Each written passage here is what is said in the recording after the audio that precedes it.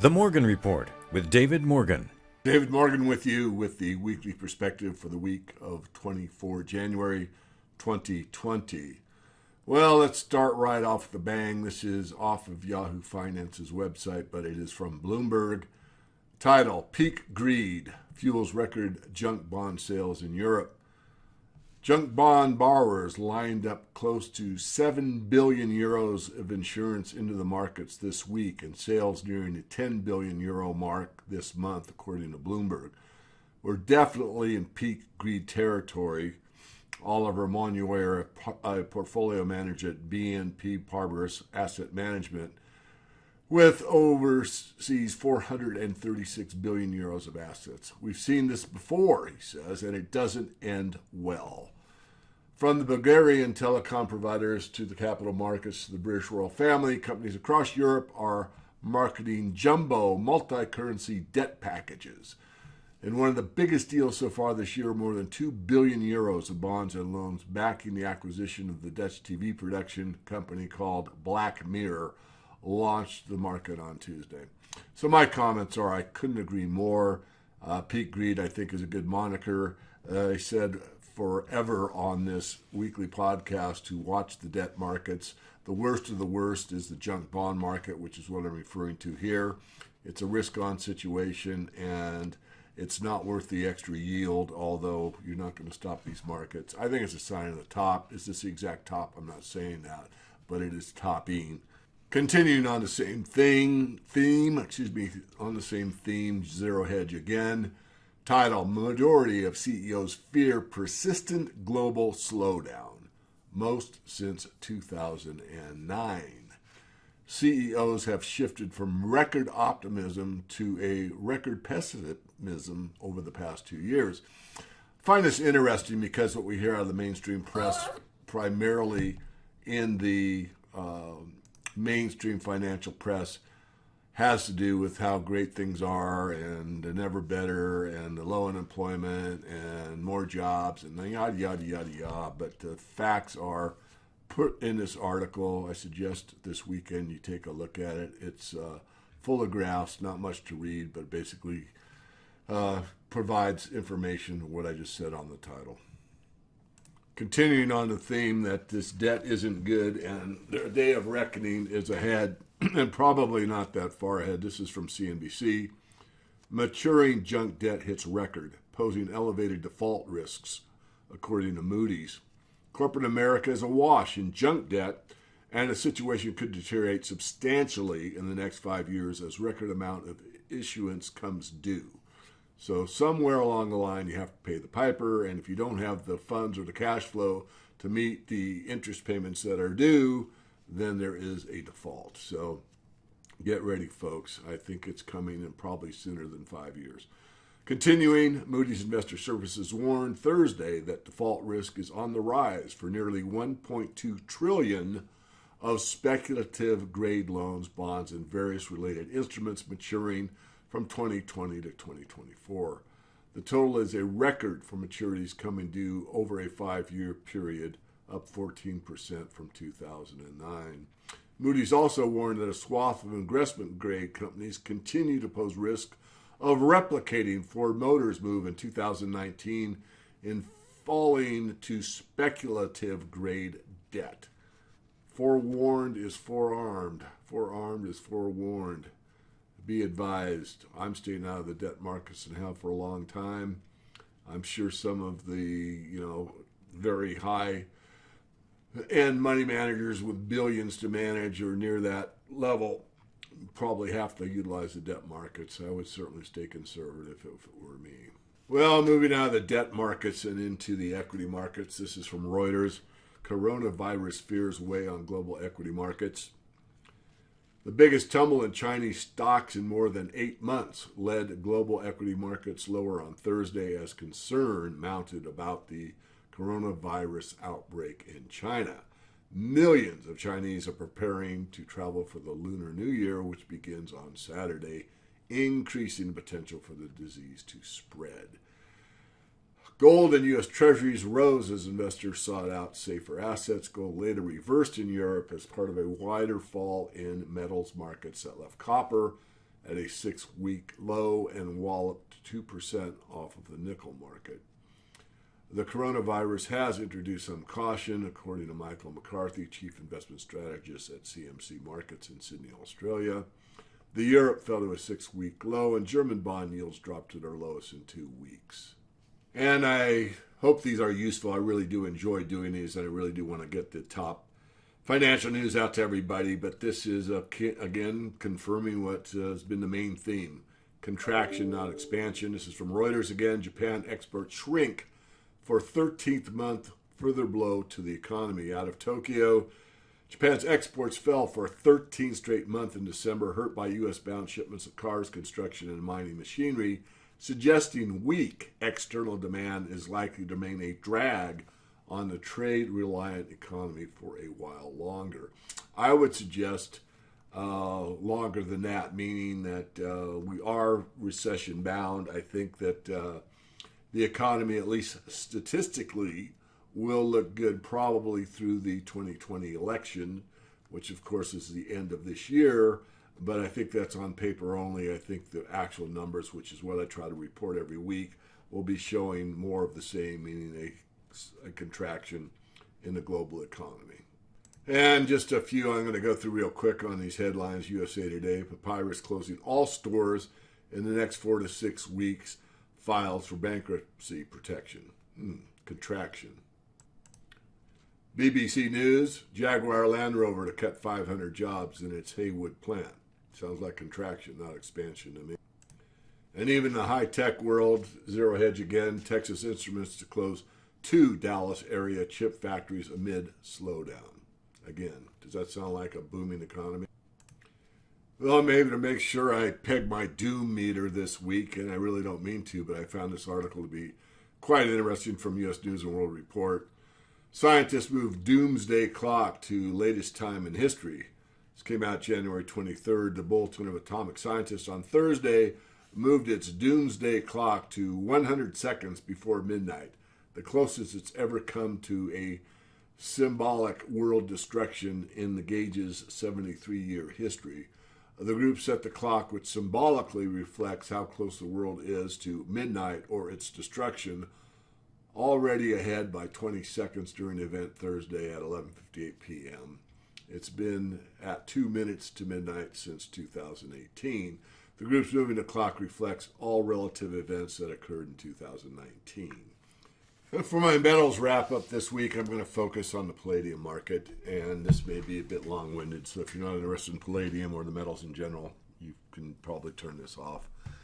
I can only go back 20 years on my stock charts analysis, so I forget exactly where we started back in 2000 or thereabouts in the palladium market. I believe it was around the $200 level. And it shot up here to 1,100 really an ounce, far above anything gold or any of the other precious metals were doing at the time. And there was one reason and one reason only for that, and I've done this in lectures before, but many are probably hearing this for the first time.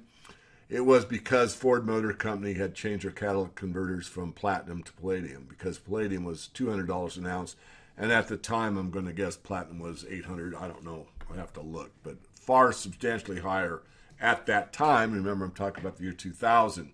So Ford made this decision to save a lot of money by switching their catalytic converters to palladium. What they didn't understand was how small the palladium market is. When they went to buy palladium in size to put in their catalytic converters, it shot the price up from, as I said, roughly 200, you can look, to 1,100. What was interesting is I was actually trading palladium at that time. I usually trade it early in the year, and I was given a margin call. And at the time, I was a little bit stunned because I was long a few contracts, and I thought I was going to add to my position because it was definitely working in my favor, only to be informed that you can be increased a margin regardless if you're winning or losing, if you get a margin increase. So this is what happened. I, along with almost everybody else, eventually was forced out of the futures market. In fact, the futures price at the top of the market was actually more than the cash price for palladium. So that's the story for a physical market taking control. In other words, the physical palladium market took control of the price and it remained that way for a while. And as you can see on the chart, and you may see my cursor if you're watching the video of this and not just listening to the podcast, it shot all the way back down and actually got under 200, made a rally, shot back under 200 again, made a rally, shot back to, now we're at 2009, made a nice run from 200 all the way up to the $800 level, and basically was in a trading range between roughly 600 to 800 for several years. And then back in 2016, I got interested, and I think I recommended it to our readers of the Morning Report around $600 level. And we held it for about a year and a half. It got up to 1100, the old high. And honestly, I thought it was a double top, and I sold. Obviously too early. There was a pullback, got back to 900. I was thinking of re-entering, but thinking and doing are two different things and did not. From that low back in 2018, it's going all the way up here at 2400. Now you can see on this chart, it's gone parabolic. I think that's pretty easy to see. So I've changed the scale on the chart, just showing a little more than a year here. So if you go back to that 900 low, which is now down here where my cursor is, you can see we moved up all the way to 1500 and traded to in a range between roughly 13 to 1500. Then once it broke out of there, we moved all the way up to 1750, a little consolidation, but now near the end of the year till present day, we've gone roughly from the $1,800 level all the way up to about 2,500. This is a parabolic move. You can see all the buying here in the gray. Will it continue? I don't know. It looks a little toppy to me here. I hate to call tops and be wrong. Although based on the sells here, the last two bars down here, they're not as big as the buys, which means buying pressure is greater than selling pressure. But nonetheless, it looks like it could be topping out. I think one of the 2 points are this. One, to follow my own rules and follow these things up with a 15% trailing stop, which I might have got stopped out at 900. I'm not sure. Anyway, the other point is when it goes parabolic, be careful. You might want to at least exit part of your positions if you have, numerous coins or, more than one contract, or you're in an ETF or whatever. It's your call. I'm not giving investment advice. Just telling you how I look at the market. The other point that seems to be missed is that Ford changed from platinum catalytic converters for gasoline to palladium for gasoline. So they are interchangeable. I'm not saying any major auto manufacturer is going to change back from palladium to platinum in their gasoline catalytic converters. I'm not saying that. What I am saying is that they're not exclusive. It is not an exclusive thing that you have to use palladium for a gas engine. It's simply not true. So I'll leave it there. I think for those that are not members of the free list, get to themorganreport.com, give me your first name and email, validate it, and you will get on our free list. Which, you'll receive these podcasts, any public domain interviews I do, and webinars. I'm going to be doing a webinar by the end of January, which is only a week away, on a lecture I've given twice now called If Silver Were Treated Like Gold. It's a fairly interesting study. From my perspective, I think most of you will enjoy it. I want to go over how well we did last year over year on our top tier picks. All of them that were buys were up. 57%, 73, 100, 60%, 43, 58, 50%. If you had equal money in all of them, you had a return of 63%.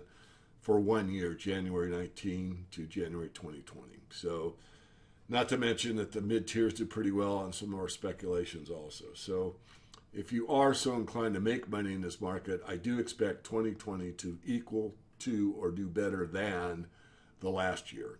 I also think that we'll see at least a 20% gain in gold, which means $1,800, $1,900 gold.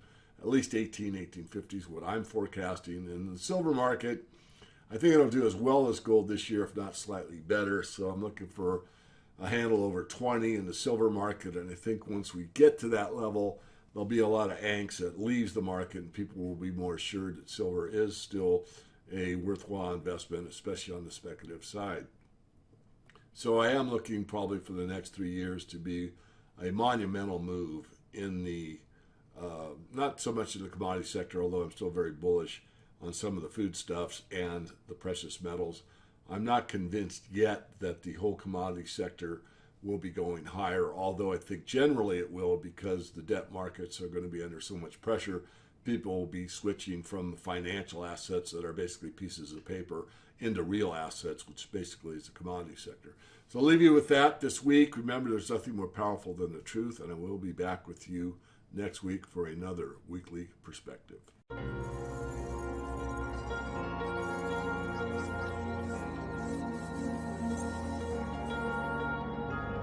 Hello, I'm David Morgan, publisher of the Morgan Report, and as some of you may already know, the Morgan Report is about money, metals, and mining. In fact, we cover all resources, from rare earth elements to precious metals. I've been publishing on the internet for about 20 years. My primary passion is to help people build and preserve their wealth. I love to make people millionaires. I've helped thousands of people via our research in the Morgan Report, which has thousands of paid members and 10 times that amount on our free weekly updates.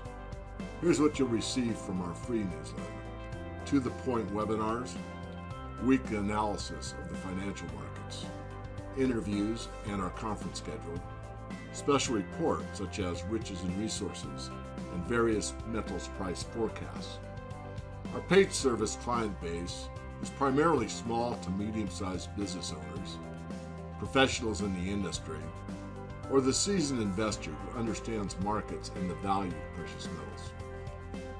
My area of expertise includes equity analysis throughout the resource sector, energy metals, base metals. We cover startups to billion-dollar corporations. We focus on a special sector that makes money regardless of price oscillations, and the importance of precious metals due to the ongoing currency devaluations. Our team of 3 analysts and support staff can help you build and protect your wealth. It's important for you to know what other people have said. We're passionate about what we do. High integrity and trust. Tell the truth and own it. If we're wrong, we admit it. Take a long-term outlook with major assets, and bet a little to win a lot with speculative situations. If you choose to become a client, you will gain financial insights very few, even professionals, recognize. You'll understand the importance of honesty in our financial system. You'll understand how the money system influences almost everything in your life. You'll be prepared for the ongoing currency crisis. And finally, I've chosen to make my life's mission greater than the individual, which means my mission statement is to teach and empower people to understand the benefits of an honest monetary and financial system. It's been a great journey so far, and the best gains in the sector lie ahead over the next 3 to 5 years.